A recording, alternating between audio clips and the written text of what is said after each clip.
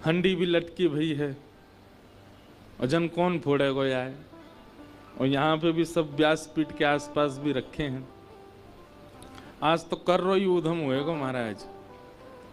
अब कितनों है पाएगो वो भी समय बतावेगो।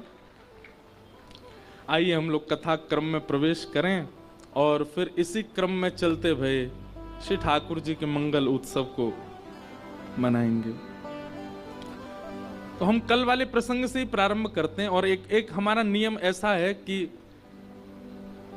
जहां तक हमारे भाव चले जाएंगे वहां तक बोलते रहेंगे और फिर ठाकुर जी का उत्सव करेंगे। क्योंकि जब क्रम भगाना पड़ता है ना तो फिर बहुत बहुत ज्यादा कथा में ऐसा लगता है कि कुछ छूट रहा है।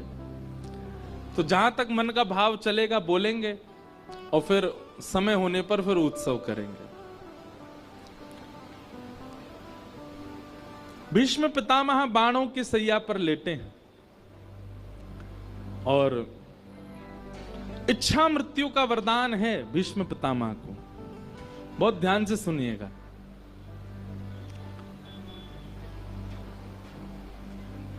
संसार में हम सबको इच्छा मृत्यु का वरदान मिला हुआ है, पर हमने कभी मृत्यु की इच्छा रखी नहीं है कि कैसी हो।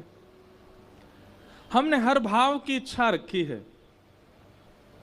जैसे जैसे हमारी आयु बढ़ती जाती है हम सब सोचते हैं ऐसे स्कूल में पढ़ना है, ऐसे कॉलेज में पढ़ना है, ये जॉब करनी है, ऐसी कन्या से विवाह करना है, ऐसे पुरुष से विवाह करना है, बालक हमारे ऐसे होने चाहिए, उन बालकों का हम ये नाम रखेंगे। सब सोचते हैं, सबकी इच्छा करते हैं हम।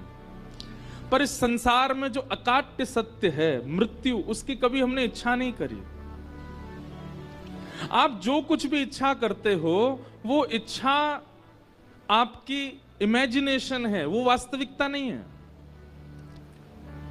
किसी किसी की वो इमेजिनेशन वास्तविकता में परिवर्तित हो जाती है, पर मृत्यु वास्तविक है। सबको पता है हमको मरना है।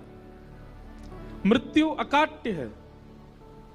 उस मृत्यु के बारे में हमने कभी विचार नहीं किया।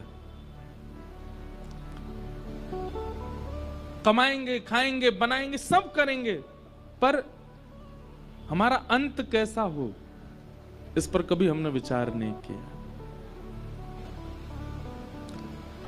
भीष्म पितामह को इच्छा मृत्यु का वरदान था। जब तक उनकी इच्छा नहीं हो सकती तब तक उनकी मृत्यु नहीं होगी।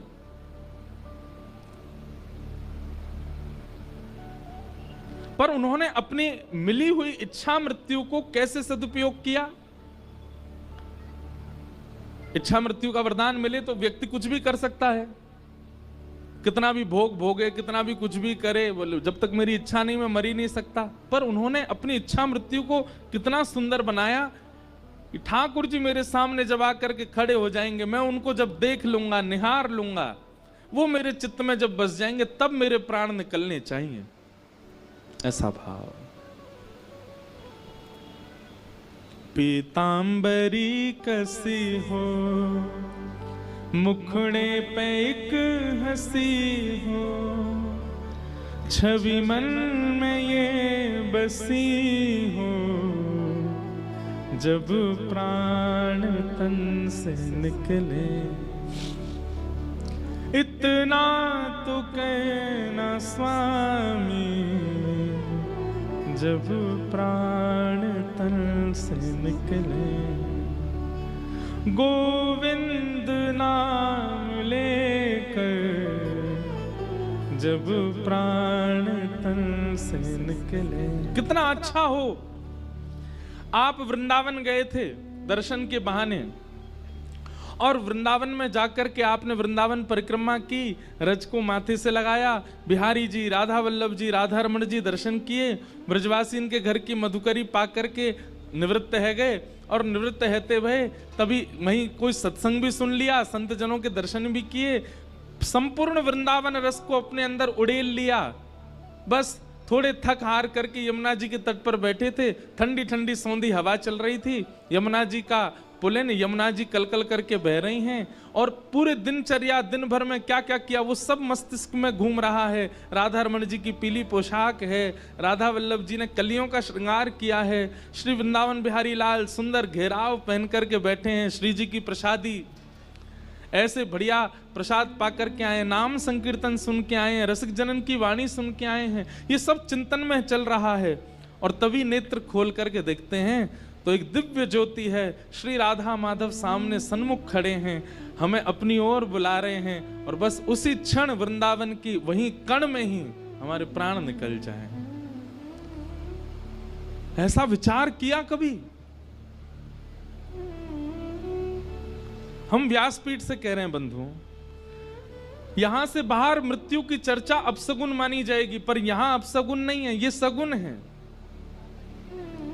आप सब मेरे बताए हुए नहीं, अपने अपने मनोभाव से अपने ठाकुर जी को बताओ, नाथ हमारा जब प्रस्थान होना तो ऐसा होना चाहिए। और नाथ से एक प्रार्थना जरूर करो कि आप जीवन भर बिल्कुल मत दिखना, आप सदा ऐसे मूर्तिमंत रहना हमारे सामने, कभी मत आना। हम बढ़िया कथा सुन लेते हैं, कथा में हमारे चिंतन में जो छवि आ जाती है ना, हम उसी से ही संतुष्ट हैं, आप मत आना हमारे सामने।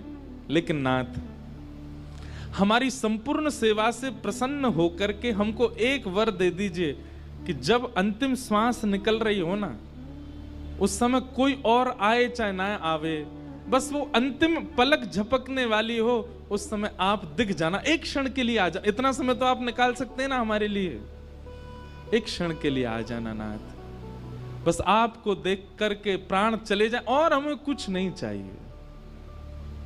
श्री गंगा जी का तट हो, यमुना का वंशीवट हो, मेरा सांवरा निकट हो, जब प्राण तन से निकले उस समय जल्दी आना,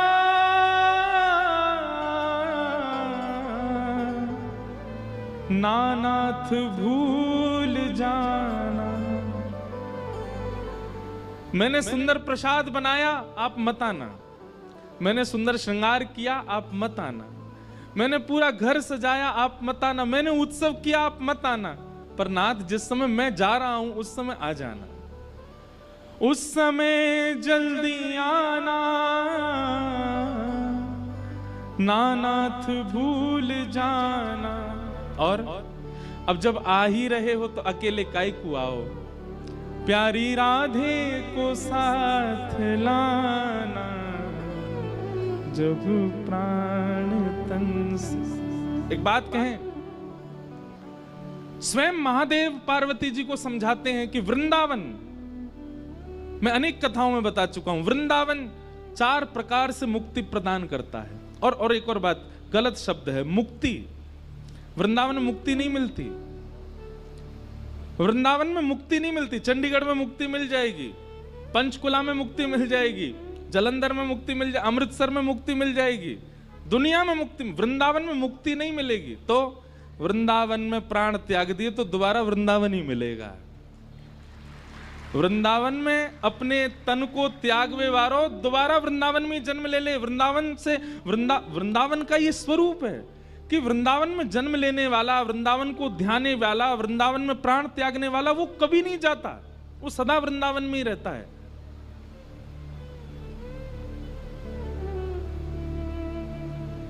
महादेव कहते हैं पार्वती जी से, जन्म वृंदावन में, मृत्यु कहीं भी। उस व्यक्ति को निश्चित है कि वृंदावन पुनः मिलेगा। दूसरा, जन्म कहीं भी, मृत्यु वृंदावन में, उसको वृंदावन मिलेगा। तीसरा, जन्म कहीं भी और मृत्यु कहीं भी, लेकिन बस अंतिम क्षण जब बाकी सब यात्रा में 11 कदम ब्रजवासी चलो गयो, वही से वृंदावन मिल जाएगा। वृंदावन सामान्य नहीं है भैया, वृंदावन साधारण नहीं है। आन मिलो परिवार आपनो, सखी समाज मिलायो,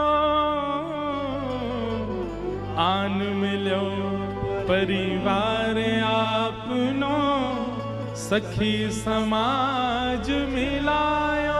हमारे ब्रज में अब प्रथा नहीं है, पर हमने सुना है कि प्राचीन ब्रज में ऐसा नियम था कि जब किसी के प्राण निकलते थे वृंदावन में, तो रसिक जन, संत जन इकट्ठे होते थे शमशान पर और तब इस पद को गाते थे। क्या कहते थे? जितने भी जन वहां खड़े रह करके रुदन करते थे ना, उनको संत जन कहते थे, व्रज के रसिक। शोक संताप करो मत कोई, शोक संताप करो मत कोई, दाव भलो बनियायो, दाव भलो बनियायो।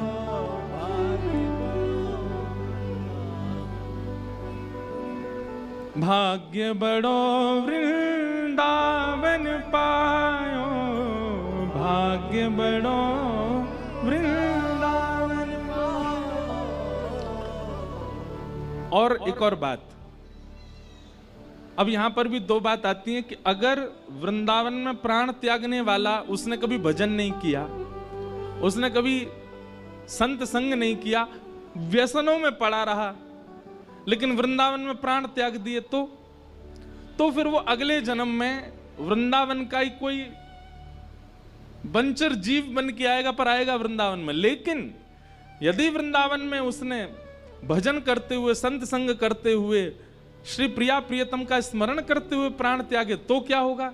बोले तो उसको निज वृंदावन प्राप्त होगा। निज वृंदावन क्या है? मैंने कई बार अपनी कथा में निज वृंदावन का रूप बताया है। निज वृंदावन कैसा है? ऐसे ही बिहारी जी हैं, ऐसे ही राधा रमन जी हैं, ऐसे ही राधा वल्लभ जी, ऐसी गलियां हैं, ऐसा ही है वो वृंदावन, पर वो सचल है। सचल कैसे? बिहारी जी ऐसे ही नहीं खड़े रहेंगे। आप दर्शन करने जाओगे तो कहो तो कमर पे हाथ धर के खड़े हो, आपसे ही पूछने लगे, ए भैया कहां थे, कुछ लेके ना आयो मेरे काजे, चल भाग यहाँ ते खाली हाथ आयो है। राधा रमन जी के दर्शन करने जाओ तो कहो तो अपनी सिंहासन पे पाम लटका के हिलाते हुए दिख रहे हैं। आपने जाके जय हो जय जय बोले, आजा आजा दर्शन कर ले, बढ़िया आज कुलिया दो याकू, ठाकुर जी बोलते हुए दिखेंगे। और निज वृंदावन में सामान्य भीड़ नहीं होगी। तो निज वृंदावन में किसकी भीड़? जिन्होंने वृंदावन को गाया था, ऐसे रसिक जन ही वृंदावन में भ्रमण करते हैं। आपको ऐसा मिलेगा, कोई आके कहेगा अरे जल्दी चलो, बोले क्यों? बोले जुगल घाट पर श्री स्वामी हरदास जी महाराज बैठे और गोद में श्री कुंज बिहारी लाल बैठे, चलो दर्शन करवे चलें। दौड़ के जाओगे तो वहां उनके दर्शन हो जाएंगे। ये सब रसिक जन उस निज वृंदावन में ही हैं